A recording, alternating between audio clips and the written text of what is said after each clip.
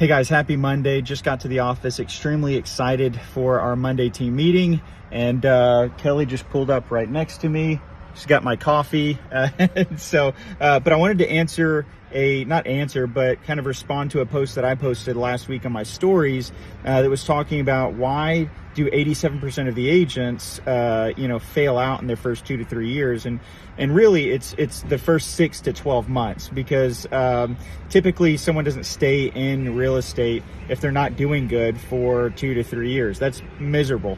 But here, kind of starting with number one, is they don't treat it like a business. And, our coach in the very beginning said, hey, this is your business, right? You don't work for Remax. You don't work for the Bridge Group. You don't work for any of, your team. You work for yourself. So you are your own boss. And if you don't treat it that way, you won't be in business very long. So leaving a 9 to 5, going into real estate, it's a hard thing to do, but you have to do it in the very beginning and know that as soon as you get your real estate license, you are a business owner. Number two is that people going into real estate go into it very naive. They don't interview someone that is where they want to be or that has accomplished something within real estate, or has sold a lot of properties. They don't look to people and say, hey, can I interview you? What does a week in the life of a top producer look like? What does it look like to sell 50 homes a year? How much work is involved? Will I still have a weekend? No, you won't. And so, they don't interview, so they don't have the right expectations of what is involved. So when they jump into it and they get slapped in the face with, hey, you don't have weekends anymore. This is 7 days a week. And, you're going to have clients calling you at 8:30, 9:30 at night. They're shocked. Number three is it takes too long for someone to realize their need for a coach, a mentor, a team lead, someone like that, because in the very beginning, I've seen it happen time and time again. Brand new agents making a big deal about their commission split, but you have not even sold a property yet. What does a commission split matter to you whatsoever where you haven't even had a commission? I think that a lot of people in coaching, they say, hey, I don't need a coach, or I can't afford a coach. It's $1,800 a month or $3,200 a month. I can't afford that. To me, in my opinion, you can't afford not to in the very beginning of your career.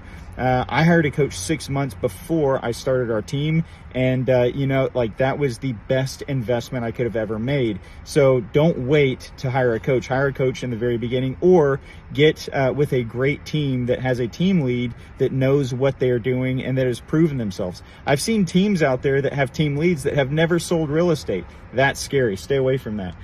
Number four is that they don't have a plan.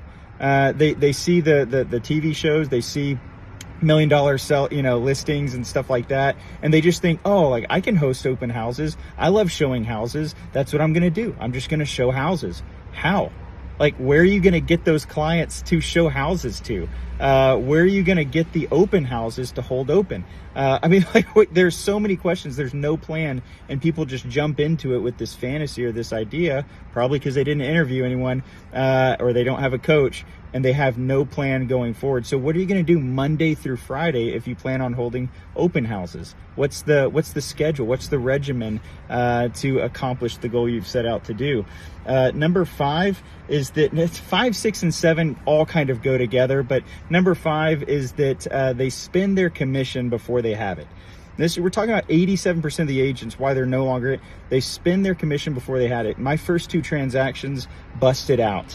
So I had a buyer and I had a seller under contract. If I spent that money, if I loaded up a credit card because I thought that I was going to have $7,500 or $9,000 coming in from those transactions, I would have been in a world of hurt. And a lot of people do that because they don't know how to manage their money to begin with. And when they get money, they're in a worse off position. So they spend their money before they get it. Number 6 is that they discount commissions. So they will just do anything they can to get a commission. And so I think that a lot of people, they will say, hey, I'll list your house for 3% only.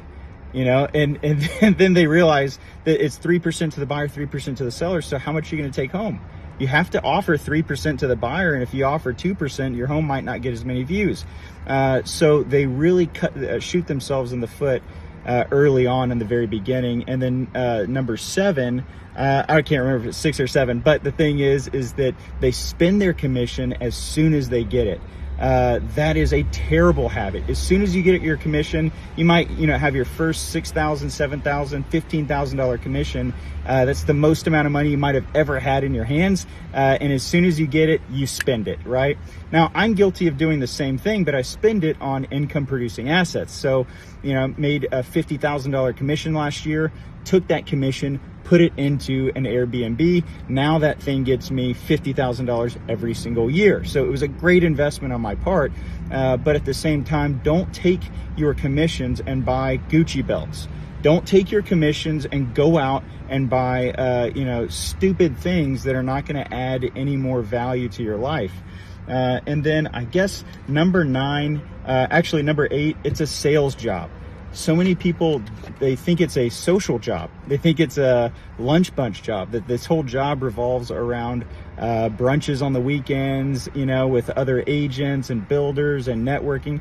It doesn't. This is a sales job. So you are selling a service, you are selling a product, you are selling yourself. And so that's really what it is.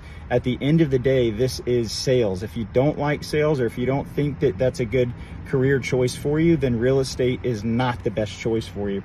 And then number 9, the last one, endurance. It has taken me endurance to get through all 9 points, but endurance, most agents do not have great endurance. This is a marathon, right? And it's a marathon that you sprint in. So it is the worst of both worlds, but at the same time, very rewarding. You have to have endurance to be here. I think that a lot of new agents fail out because they just don't have any drive to get past 10, 20, 30 no's. You're going to have so many more no's than yeses. But at the end of the day, if you look at it 2 different ways, if you say, man, I've been told no 20 times today, this isn't for me. Then you have another mindset that says, I've been told no 20 times today, I'm so close to a yes. Those 2 different mindsets are the difference between someone that's going to do very good in real estate and someone that won't be here for very long. So I hope that was helpful. If you're looking to get into real estate, we're about to start our 30-day training. If you are looking to make a change from your brokerage or from your team, and you would like to know more about that, please reach out to me. If you made it to the end of this video, we would love to at least have a conversation with you, and then see if the Bridge Group would be a good fit, or the 30-day training would be a good fit.